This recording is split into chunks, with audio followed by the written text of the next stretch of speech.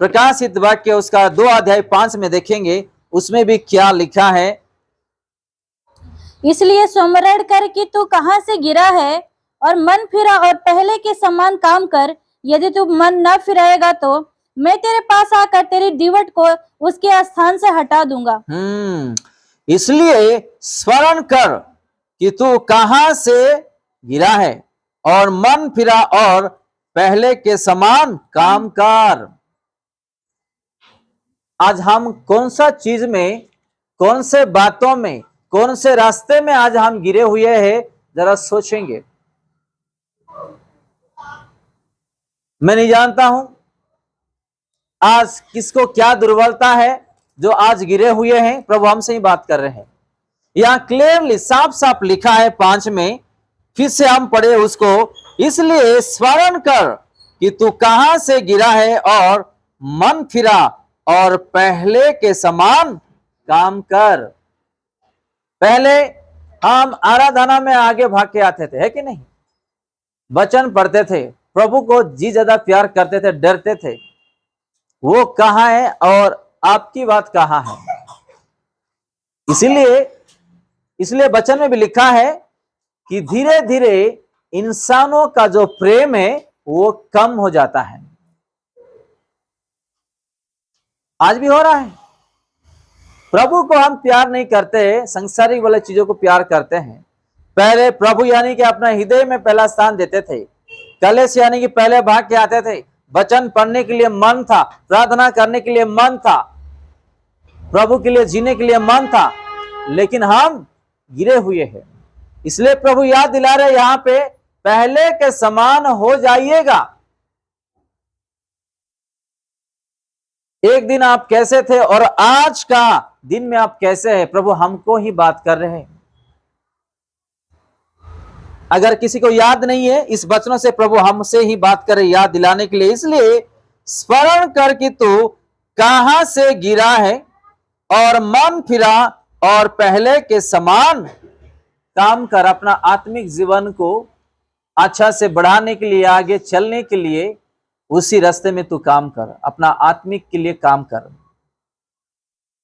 आज हम क्या क्या कर रहे हैं, कैसे चलते हैं नहीं पता है, किसका प्रार्थना क्या नहीं पता। बहुत लोग प्रार्थना यानी कि डर जाते हैं, प्रार्थना यानी कि डरते हैं। अरे कितना प्रार्थना करूं मैं? प्रार्थना यानी कि हमारा पिता से बातचीत करना। जैसे मैं आपको बोल रहा हूं कुछ चीज, सेम ऐसे ही आपका जो दुख है प्रभु यीशु मसीह को बोलना, वही प्रार्थना बोलते हैं। जाओ प्रार्थना करो, बोलते कितना प्रार्थना करना। आपका समस्या जब तक आप परमेश्वर को नहीं बोलते हैं तो आपका समस्या नहीं हटने वाला, नहीं जाने वाला। हालेलुया। आप लोग आई बात समझ में? जब तक कि आपके डैडी और मम्मी को बच्चे लोग जो चीज आवश्यकता है नहीं बताएंगे, आपको नहीं मिलने वाला। वैसे ही हमारा मम्मी डैडी प्रभु यीशु मसीह है। अगर हम उसको नहीं बताएंगे तो हमको कुछ भी नहीं मिलने वाला, कुछ भी नहीं मिलने वाला। तो आपका दुख और तकलीफ, आपका समस्या, हर रोज प्रभु को बोलना और प्रभु को धन्यवाद देने के लिए कलीसिया आना। कलीसिया हम क्यों आते हैं बताइएगा? क्यों आते हैं? यीशु मसीह से मिलने के लिए, उसको धन्यवाद देने के लिए आते हैं हम। धन दौलत लेकर जाने के लिए नहीं, वो तो दिया है और देते रहेगा। बीमारी हो छुटकारा करेंगे, समस्या हो छुटकारा करेंगे, वो तो लगातार चलता रहेगा, उसके लिए टेंशन लेने का ही नहीं। लेकिन हम इसलिए कलीसिया आते हैं कि प्रभु से मिलने के लिए, उसको धन्यवाद देने के लिए। धन्यवाद दे के हम अपने घर वापस जा रहे हैं, क्योंकि एक हफ्ता उन्हें संभाला है, हर एक आवश्यकता चीजों को उन्होंने दिया है, हर एक विपत्ति से उद्धार किया है। इसलिए उसको धन्यवाद देने के लिए हम आते हैं। हम घर में भी धन्यवाद दे सकते हैं। कोई सोच रहे होंगे ऐसा अगर है तो कलीसिया क्यों है? यीशु मसीह कलीसिया क्यों गया? लोगों को प्रचार किया, लोगों को ठीक किया, लोगों को सुसमाचार सुनाया। बहुत लोग ऑनलाइन में भी देखते हैं। अगर चलो उसको कुछ ऑफिस का काम लग गया है, इमरजेंसी, या गांव में या कहीं शहर में अड़ोस पड़ोस में कलीसिया नहीं है, तो वो अलग बात है। तो यहाँ पे जो स्थान पर गिरे हुए हैं उसको हम ठीक करना है। अगर उस चीजों को अगर ठीक नहीं करेंगे आपको और मुझे प्रभु यीशु मसीह भी कुछ भी नहीं कर सकते हैं, कुछ भी नहीं कर सकते हैं। ऑफिस में हम जॉब करते हैं, अगर आपका और मेरा सैलरी इंक्रीमेंट होना है या प्रमोशन मिलना है, क्या करना चाहिए? क्या करना चाहिए? सबसे पहले दिन रात अच्छा से मेहनत करना है।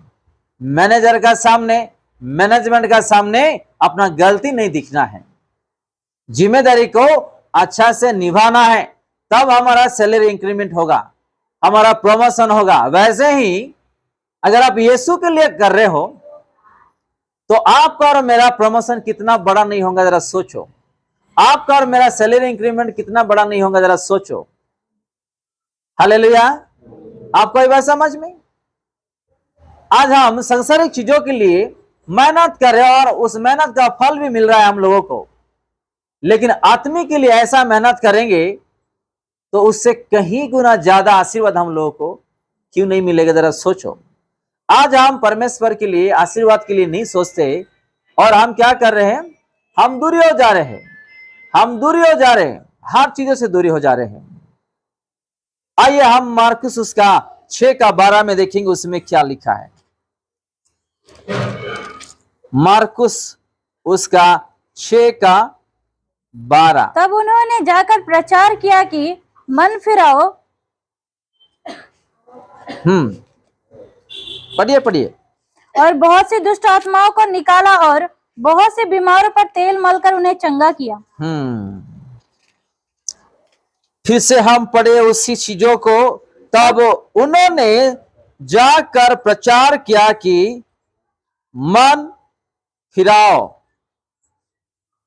और नीचे क्या लिखा है? और बहुत सी दुष्ट आत्माओं को निकाला और बहुत से बीमारों पर तेल मलकर उन्हें चंगा किया। हालेलुया। आज हम ये जो तेल है क्यों लगाते हैं? चंगाई पाने के लिए, है कि नहीं? हालेलुया। वचन में लिखा है, वचन में लिखा है। फिर से मैं पढ़ता हूं आप लोगों के लिए। 12 में क्या लिखा है? तब उन्होंने जाकर प्रचार किया कि मन फिराओ। पहले मन फिराने का प्रचार किए, और नीचे लिखा है दुष्ट आत्मा को निकालने के लिए और तेल लगा के उसके लिए चंगाई का प्रार्थना करने के लिए। आज हमारा मन फिरा रहे, या वही पापों में है, या वही आदतों में है, या वही जगह में है, मैं नहीं जानता हूं। लेकिन अगर कुछ चीजों में बांधे हुए हैं तो अपना उस चीजों से छुटकारा पाने के लिए हमेशा कोशिश करना चाहिए। अगर नहीं तो हमारे जीवन में समस्या बांध के आगे वो लेकर के जाता रहेगा। आइए उसी 1:15 में देखेंगे, उसमें क्या लिखा है। मार्कुस उसका 1:15 में क्या लिखा है? और कहा समय पूरा हुआ है और परमेश्वर का राज्य निकट आ गया है। मन फिराओ और सुसमाचार पर क्या करना? विश्वास करना। आज जो है चमत्कारी के लिए भागदौड़ी करते लोग, है कि नहीं? लेकिन यहां पे क्या लिखा है? मन फिरा के सुसमाचार पर विश्वास करने के लिए यहां हम देखते हैं। बहुत लोगों को चमत्कार चाहिए। क्या चमत्कार? चमत्कारी से कोई भी स्वर्ग राज्य नहीं जा सकता है। प्रभु का वचनों से, सुसमाचार से, मन फिराने से वो वहां जा सकता है। चमत्कारी तो इसलिए है कि उसको चंगाई मिलेगा, डिलीवरेंस मिलेगा, छुटकारा मिलेगा, उससे कुछ लाभ है ही नहीं। लाजरस को क्या हुआ था? बहुत बड़ा बीमारी था। उन्होंने कहीं गया था चमत्कारी के लिए, गया था कहा? नहीं। धनी व्यक्ति का गेट में, घर के गेट में पड़ा हुआ था। वो मर के कहा गया? वो स्वर्ग में अब्राहम का गोद में गया वो। लेकिन आज बहुत सारे लोग सुसमाचार पर विश्वास नहीं करते हैं, वचनों पर विश्वास नहीं करते हैं, चमत्कारी के पीछे भागते हैं बहुत लोग। प्रभु तो यह चुटकी में चमत्कार करेंगे, वो उसका नाम में कुछ संभव है, असंभव है ही नहीं। वो संभव करने वाला परमेश्वर है। लेकिन पहले इस वचन के अनुसार हम लोग को जीना है, चलना है। अगर बच्चा नहीं तो कुछ नहीं है। आप खाना खा रहे हो, बिना तरकारी आप खाना खा सकते हैं, रोटी खा सकते हैं, चावल खा सकते हैं, खा सकते हैं। क्यों तरकारी चाहिए अपने को? बताइएगा, बिना सब्जी हम खाना नहीं खा सकते हैं, है कि नहीं? तो बिना आत्मिक रोटी हम स्वर्ग राज्य नहीं जा सकते हैं। इसमें बुद्धि ज्ञान है। एक खराब इंसान को ठीक कर सकता है, एक दारू पीने वाला को ठीक कर सकता है, एक व्यभिचार के रास्ते में जाने वाले को ठीक कर सकता है। जिसको बुद्धि ज्ञान है उसको बुद्धि ज्ञान दे सकता है। जिसका जीवन में शांति नहीं है शांति दे सकता है। जिसको आनंद नहीं है आनंद दे सकता है। जिसका नौकरी जिसका बिजनेस गिरा हुआ है प्रभु वचनों से उसको ठीक कर सकता है। अरे ऐसा कैसा हो सकता है? क्योंकि आप वचनों को विश्वास किया, प्रभु को मांगा, आपको उन्होंने उठाया। आपका बेटे बेटे के लिए आप लाखों करोड़ों लगा लेते हैं, उसको इंजीनियरिंग बनाने के लिए, डॉक्टर बनाने के लिए, क्या क्या बनाने के लिए। प्रभु क्यों आपको नहीं उठाएंगे और मुझे क्यों नहीं उठाएंगे? अगर आप वचनों में चल रहे हो, पालन कर रहे हो, वचनों में खड़े हो, प्रभु आपको नहीं छोड़ेंगे, मुझे नहीं छोड़ेंगे, आपको उठाएंगे। हालेलुया।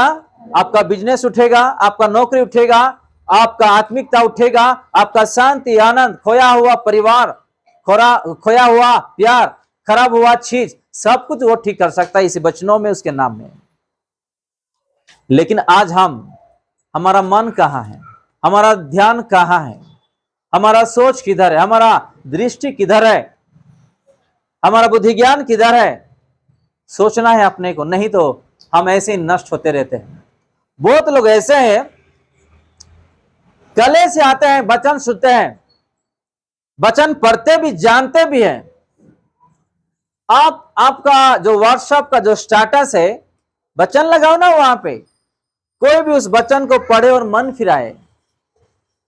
कोई क्या करते हैं, अलग अलग चीज रख के, यानी कि इस संसार वाली चीज रखते हैं। कुछ फायदा है उसमें, कुछ फायदा है उसमें।